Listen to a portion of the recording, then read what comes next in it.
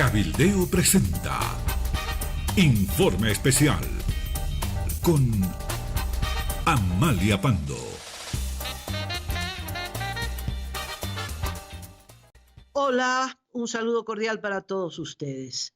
A través de la prensa italiana, los reporteros del periódico Los Tiempos de Cochabamba se enteran que hubo un operativo de la policía italiana con la policía boliviana que permitió la detención de un narco buscado en Italia hace muchos años, que se llama Pablo Lumia, que ha sido detenido hace pocas horas. Todavía no se sabe si ya fue entregado a la policía italiana, si ya está rumbo a Italia.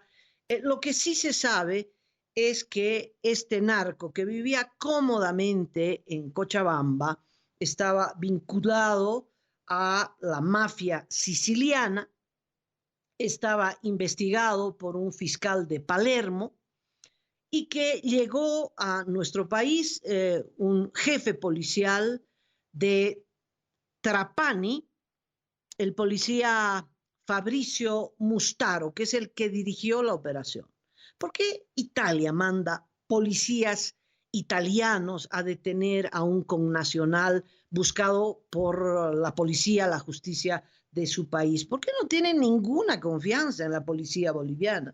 Seguramente informaron es decir, es la policía italiana la que hace la investigación, la ubicación del narco en Cochabamba, porque nuestro Ministerio de Gobierno y nuestra policía antinarcóticos nunca sabe nada. Pablo Lumia vivió cómodamente en nuestro país hace mucho tiempo. La Fiscalía de Palermo informó que este Pablo Lumia fue uno de los más importantes del narcotráfico mundial. Estamos hablando pero de la pesada.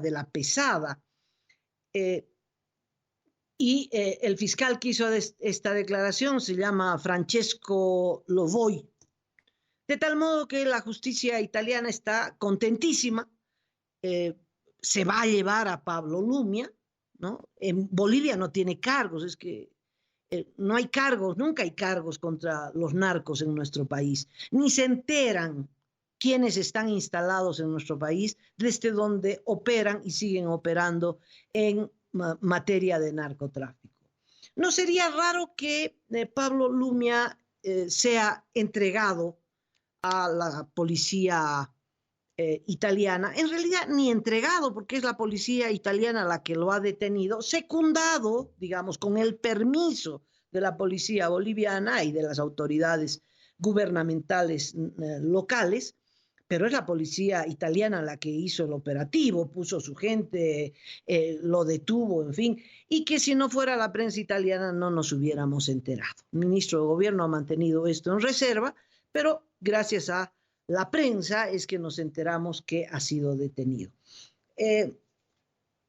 Recordarles otra vez que en enero de este año el gobierno de Bolivia entregó también a Cesare Battisti, acusado de terrorismo, procesado y condenado a cadena perpetua en Italia, prófugo durante 37 años, se había escapado al Brasil. Cuando el Brasil descubrió que estaba en su territorio, Battisti ingresó a territorio nacional y la policía italiana lo ubicó, lo identificó, hizo el operativo y se lo llevó sin trámite alguno, sin intervención de fiscalía ni juez nacional alguno.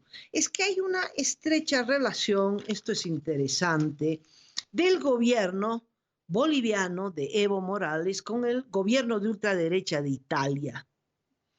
Esto podría ser contradictorio porque tendría que ser enemigo del gobierno de Italia, pero al revés, están de ñañas, un trabajo de coordinación estrechísimo, especialmente con Matteo Salvini. Matteo Salvini es el vicepresidente del gobierno italiano y es el ministro del Interior, ¿no? Como ministro de gobierno de Italia. Él es la ultraderecha, no solo italiana, sino que pretende constituir una especie de organismo internacional de la ultraderecha europea.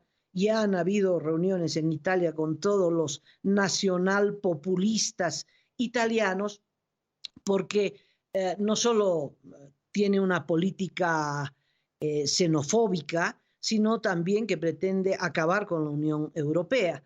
Bueno, ese es muy aliado del ALBA, de los países del ALBA, ¿no? Entonces, esto explica esta cooperación policial entre el gobierno de Evo Morales y el gobierno de Matteo Salvini.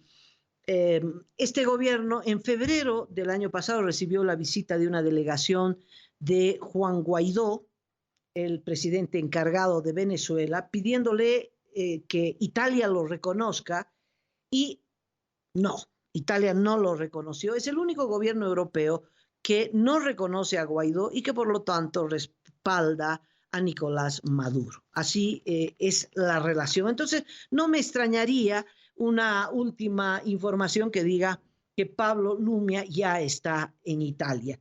En cambio, cuando se trata de las extradiciones al Brasil de narcos locales, pues las sentencias se pierden y volveremos a eso más adelantito. Bueno, a propósito de italianos y de narcos italianos, recordarle que también en Palermo hubo una gran investigación, un gran antecedente en los años 80, un juez llamado Giovanni Falcone, del que se ha escrito toneladas y toneladas de papeles, libros, documentales, etcétera, y su historia en la lucha contra la Cosa Nostra siciliana. Este Pablo Lumia es de Sicilia, vinculado al narcotráfico. Es que el narcotráfico, la mafia italiana se vinculó al negocio del narcotráfico. Y el juez Falcone renovó en los 80 la investigación sobre el narcotráfico. El juez Falcone empezó la investigación a una empresa constructora, como el Lava Jato en el Brasil empezó con la investigación de un lavadero de autos, pues Falcone empezó con una empresa constructora. Es que Falcone dijo, un cadáver se puede hacer desaparecer en ácido, pero el dinero siempre deja huella. Entonces, lo que hizo Falcone fue seguir la ruta del dinero y encontró a la mafia siciliana. Encontró que la mafia siciliana enviaba heroína a Estados Unidos y de Estados Unidos enviaban toneladas de narcodólares o fruto del tráfico de heroína. Y con ese dinero, pues se hacían inversiones, ¿no? Estas construcciones, estos nuevos ricos a través de empresarios nuevos ricos que se dedicaban a lavar el dinero. Y eso es lo que siguió. Además, innovó los arrepentimientos, que son un método para encontrar las cabecillas de las mafias. Falcone encontró a un vinculado a la mafia siciliana, Tommaso Buscetta, y su historia, y él declaró contra la mafia, y con esa declaración Falcone apresó a la cúpula de la mafia siciliana. Usted habrá oído de la Cosa Nostra. Bueno, poco después, en 1984, cuando Giovanni Falcone iba a descansar en un viaje acompañado con su señora y llevaba 3 escoltas, y en una curva el asfalto estalló e hizo pedazos a Falcone, su esposa y 3 escoltas. 500 kilos de TNT que la mafia siciliana en venganza había colocado debajo de la carretera, y bueno, volaron en pedazos. Es que los italianos ahora empieza a verse que el narcotráfico en Asia, Europa, está manejada por los italianos. Es decir, que ya no son los mexicanos, los colombianos, sino que o colombianos o mexicanos y bolivianos, peruanos, etcétera, etcétera, están trabajando para los italianos que conducen desde esta región del mundo, la cocaína, hacia Europa. No se meten con la droga que entra hacia Estados Unidos. Estamos hablando de casi un monopolio del tráfico de drogas en Estados Unidos. Y bueno, y hacen volar gente, y esto me recuerda a lo ocurrido en principios del 2000 con otro italiano en nuestro país, un italiano que se vinculó al gobierno de Hugo Banzer Suárez, pero tenía relación con Manfred Reyes Villa, hasta había colocado micrófonos en Palacio de Gobierno, se vinculó a las Fuerzas Armadas, daba cursos de paracaidismo, le pusieron una plaqueta de reconocimiento en algún regimiento. Sí, me refiero a Marco Marino Diodato, vinculado a los casinos, vinculado al narcotráfico y vinculado a la muerte de la fiscal Mónica von Borries, a quien también le pusieron una bomba en su vehículo y, bueno, la fiscal voló en pedazos. Luego, Marco Marino Diodato se escapó, a pesar de todos estos antecedentes. Es que nuestro país es de leyenda, es de anécdotas. El general de policía Freddy Soruco relató cómo se había escapado Marco Marino Diodato, que ya llevaba todos estos cargos, ¿no? Los casinos clandestinos, los narcovínculos, es decir, él que era el vínculo con el poder, se casó con una pariente del general Banzer, ¿no? Para estrechar esos vínculos políticos, y tenía acceso a todas las esferas altas de poder. Bueno, hacía, claro, narcotráfico, lavaba dinero en los casinos, y Mónica von Borries, que era fiscal antidroga y que lo estaba persiguiendo, bueno, simplemente la hizo volar. Y luego él pidió que se lo detenga en una clínica, se sentía muy enfermito, y los jueces le dieron nomás la internación médica, y este general Soruco cuenta que la mañana en la que se escapó, que fue el año 2004, pues le dijo a su custodio, es decir, un narco de esta envergadura tenía un custodio en la clínica. Entonces Diodato le dijo, quédate nomás, descansá. Se puso sus zapatillas y dijo, yo voy a ir a trotar. Y el policía le dijo, bueno, anda nomás a trotar, yo te espero.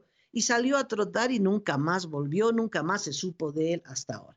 Está claro que el custodio no es por ingenuo, seguramente recibió buena plata para hacerse el burro, ¿no? Y Marco Marino Diodato desapareció. Algo se sabe de él hace poco, el año pasado, a principios del año pasado. Los hijos, porque tuvo 2 hijos con la señora Banzer, ya crecidos, han presentado una demanda ante un juez para que declaren muerto a su padre con el fin de heredar sus bienes. O sea, este narco tenía un montón de bienes que no le fueron confiscados. Otro dato de cómo operan las autoridades de nuestro país frente a los grandes narcos. Bueno, pero esos son... Diodato estaba vinculado a qué tipo de mafia, eso no se estableció, pero que usaba la metodología de la mafia siciliana y de la Cosa Nostra, de eso no hay duda.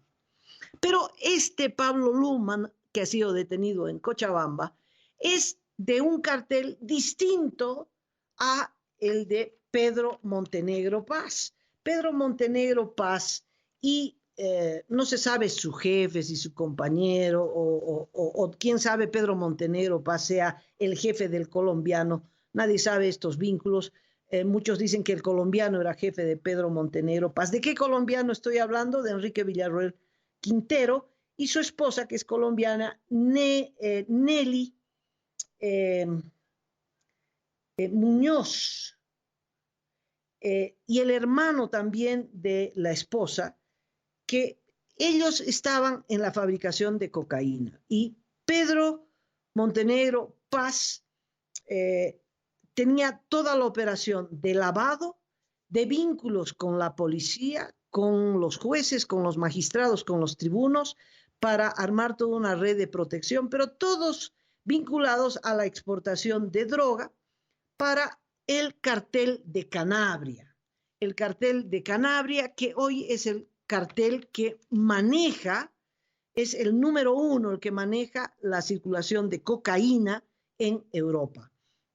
Lo hemos dicho varias veces, esto es una investigación en Italia, no tiene nada que ver la policía boliviana, que la droga sale de Santa Cruz, ahora se sabe que salía en medio de madera, ¿no? Aprensaban madera, al medio de las dos tapas de madera iba la cocaína. Y la mujer del colombiano, la ecuatoriana, y el hermano manejaban los aserraderos, 5 en total, que funcionaron años. Recién los han intervenido fruto de la presión de Bélgica cuando caen ya prófugo el colombiano, la ecuatoriana y detenido Pedro Montenegro Paz, pues se descubre en Ambares, Bélgica, un cargamento de más de media tonelada de cocaína, que salió de aquí, que salió de estos aserraderos. Bueno, entonces se sabe el vínculo del colombiano, que ya salió del país hace 3 meses. Nadie lo ha buscado ni nadie ha impedido que salga. En todo caso salió, ya no está en el país. Dejaron trabajando el aserradero, seguían embalando la cocaína hasta que les cayeron, aunque ya los jefes estaban fuera del país. Bueno, ellos trabajan para el cartel de, que está al sur de Italia, la mafia calabresa, y resulta que hay un hecho interesante que ocurre el 25 de junio pasado en Uruguay. Se informa que el capo de esta mafia calabresa, que se llama la Drangheta, bueno, uno de estos capos había caído en el Uruguay, se había instalado en el Uruguay, se llama Rocco Moravito, obviamente italiano. Rocco Moravito llegó a Uruguay, se instaló hace 10 años en el Uruguay, estaba perseguido por la justicia italiana, ya lo habían sentenciado, tenía sentencia por narcotráfico, varias sentencias, porque cayó preso, se escapó, etc. Y estaba entre los más buscados como uno de los capos más grandes de la mafia, no siciliana, no de la Cosa Nostra, sino de la mafia calabresa, de la Drangheta. Y cae en Uruguay, lo detienen, fruto del trabajo de la policía italiana también, lo agarran en un hotel, aunque él tenía una mansión lujosísima en el balneario de Punta del Este, y bueno, estaba en la cárcel central de Montevideo. Y el 24 de junio, a medianoche, casi 25 de junio, logra escapar con otros 4 extraditables, porque él estaba preso esperando el fallo de la Suprema de Uruguay para que permita la extradición a Italia. Y Rocco Moravito se escapó, salió de la cárcel, escapó de la cárcel, hizo un forado, pasó a la azotea y terminó en la casa de la vecina. No aparecen los 4 extraditables en la casa de una señora de 60 años, a la que le roban los únicos $88 en pesos uruguayos que tenía en su carterita. La señora casi muere de un ataque cardíaco. Creo que aparecen en su closet, es decir, de las azoteas en un forado y llegan al closet de la señora. Bueno, la cuestión es que se escaparon.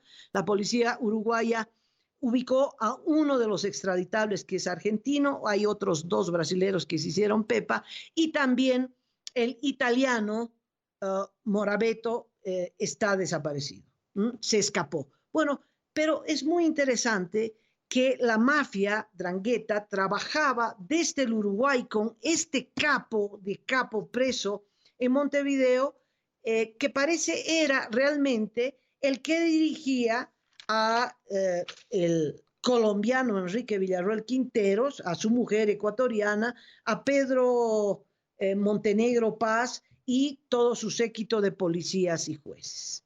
Ahora, sabiendo la gravedad de esto, ¿no? La peligrosidad de esta gente y de la mafia italiana a la cabeza de estos carteles, no deja de estremecer lo que está aconteciendo en el país con el proceso a Pedro Montenegro Paz. Primero que al colombiano y a la mujer, pues salieron del país como Pedro por su casa, ¿no? Nadie los perseguía, nadie los buscaba, se fueron, están a buen recaudo. Y a Pedro Montenegro Paz no lo han procesado por narcotráfico, esto vengo insistiendo, tiene 2 procesos. Uno ya se ha declarado culpable, le van a dictar sentencia en cualquier hora por la falsificación o por el uso de un carnet de identidad falsificado en el que tenía el nombre de Pedro Hoffman Sáenz. Y por usar este documento es que está siendo procesado y posiblemente le den 6 años. Y el otro proceso no es por narcotráfico, es por legitimación de ganancia ilícita y eso será 7 años de cárcel, ¿no? Y claro, ¿y qué pasa con la mujer, con el ex coronel Gonzalo Medina, el ex capitán Fernando Moreira, que están detenidos? Ellos tampoco están por narcotráfico. ¿Sabe qué? Es muy divertido, porque el fiscal Luis Enrique Rodríguez dice que no han hallado indicios de narcotráfico contra Montenegro. Es que estaban esperando que debajo de su cama exista 1 kilo de cocaína y los capos del narcotráfico no manejan cocaína.